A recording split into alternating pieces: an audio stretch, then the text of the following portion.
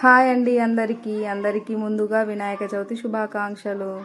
మన బొజ్జ గణపయ్యకి ఎంతో ప్రీతికరమైన బెల్లం తాలికలు వంట రాని వాళ్ళు కూడా చాలా ఈజీగా చేసుకోవచ్చు. ముందుగా గ్యాస్ మీద గిన్నె పెట్టుకొని అర గ్లాస్ నీళ్ళను పోసుకొని బాగా మరిగిన తర్వాత ఒక గ్లాస్ బియ్యం పిండిని వేసుకొని ఇలా చేతితో ఒత్తితే ముద్దలా అయ్యేంత వరకు ఉంచుకొని చల్లారిన తర్వాత ఇలా చిన్న చిన్న ఉండలుగా చేసుకొని కొంచెం పొడిపిండి వేసుకుంటూ ఇలా తాలికలుగా చేసుకోవాలి.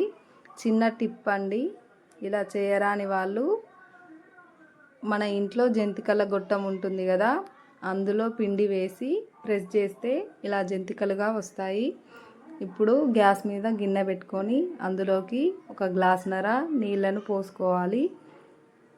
అదే క్వాంటిటీలో బెల్లం కూడా తీసుకోవాలి. గ్లాసున్నర బెల్లం కూడా తీసుకొని ఇందులోకి కొంచెం ఇలాచీ పౌడర్ వేసుకొని రోలింగ్ బాయిలింగ్ అయ్యేటప్పుడు బెల్లం వాటర్ ఇలా మరిగిన తర్వాత ఇందులోకి ఈ తాలికలను కూడా వేసుకొని 20 నిమిషాల పాటు ఉడికించుకోవాలి. అంతే, బెల్లం తాలికలు రెడీ.